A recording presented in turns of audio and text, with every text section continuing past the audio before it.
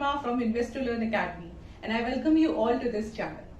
In the last video, we talked about the intrinsic value, where we understood the concept of intrinsic value, why is intrinsic value different from market value, calculation of intrinsic value.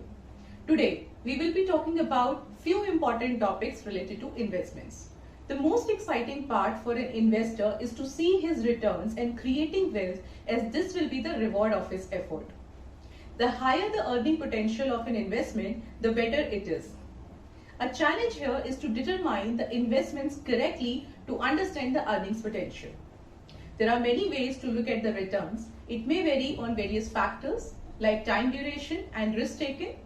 So few types of returns could be annualized returns, absolute returns, compounded annual growth rate, internal rate of return, risk-adjusted returns. Today we are going to talk about the whole concept of CAGR, which is compounded annual growth rate. And also we will understand the concept of time value of money. So let's get started with the concept of CAGR. A compound return means a return that is paid on the principal and any accumulated returns that have already been paid. Annualized total return is a form of the compound return. Now let us consider an investment that generates 10% annualized total return. So if you invest 1000 rupees, you can expect to have 1100 by the end of the first year. For the second year, however, the 10% would be added to the 1100 and not to the original 1000 rupees. So you would end up with 1210 rupees at the end of the second year.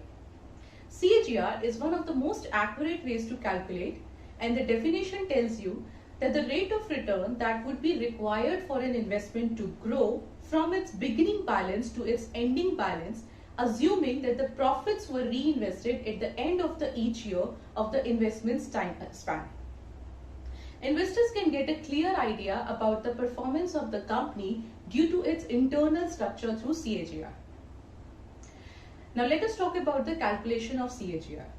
So this is the formula by which we can calculate the compounded annual growth rate, and it requires the ending value of the investment, the beginning value, and the number of compounding years to calculate. So you can calculate it through this way, as I have already told you, where the EV is the ending value, BV is the beginning value, N is the number of compounding periods. Now, since we understood the concept of CAGR, let us talk about the CAGR concept with respect to mutual funds. So now we'll be understanding the mutual fund returns with respect to absolute returns, CAGR and XIRR. So the absolute returns or the total returns is simply how much gain or loss you have made on a particular investment. It is the simplest measure of calculating returns. So let's say at the end of year 2020, my investment value was 1,60,000, and after 1 year it rose to 1,90,000. So the absolute returns can be calculated with this following formula, and after calculating it, I got a figure of 18.75%. So in this example, the 18.75% is the absolute return. It shows the exact return delivered by the investment in the past 1 year.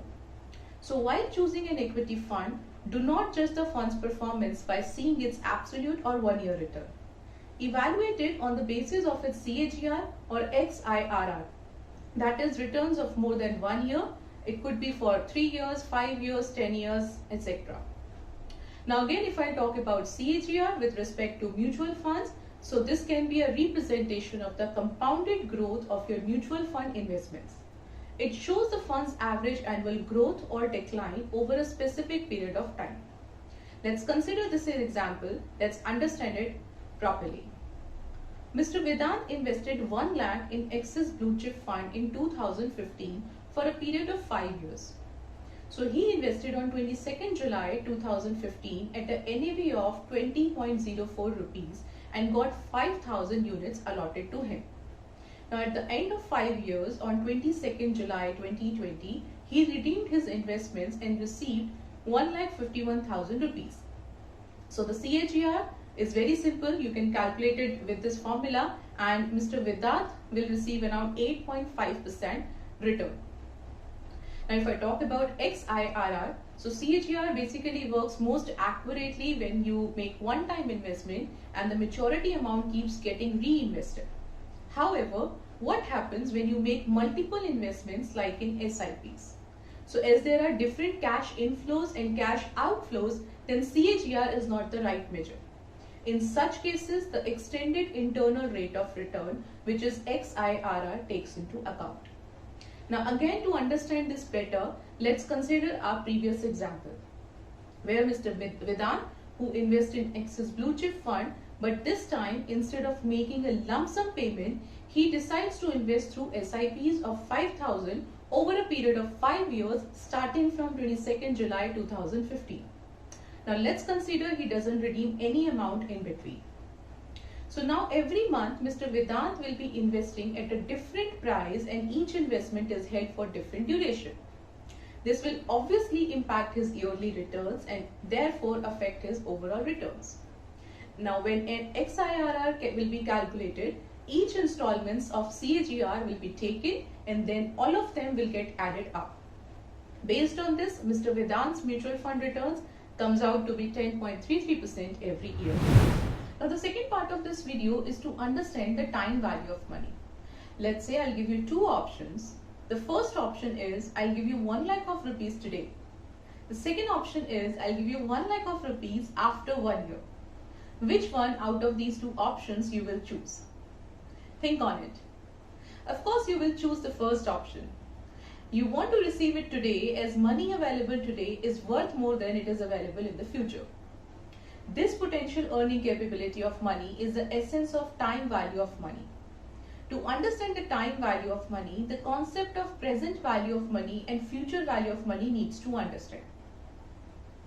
The concept of present value basically helps you to understand the value of the funds you are likely to receive in the future in today's terms. Or in other words, by discounting, we are basically equating the future value of money to its equivalent value in today's terms. And thus it is called present value of money. Whereas the future value is basically the predetermined amount of money expected to be earned at a future period due to its compounding interest. Now let's talk about the calculation of time value of money. It can be calculated with the help of the following formula, where the FV is the future value, PV is the present value, I is the interest rate, N is the number of compounding periods per annum, and T is the number of years. Alternatively, you can compute the future value of money as well. You just need to modify the present value and future value figure and you can calculate it. So to conclude it, we can say that time value of money is a valuable tool by which one can determine the maturity or the future sum at different time frames, and accordingly an investor can take new investment decisions or restructure his portfolio. So I hope you understood the concept of CAGR and time value of money in this video. We'll meet you next time, next Monday, with a new topic of different styles of investment. Till then, happy learning and be safe at home.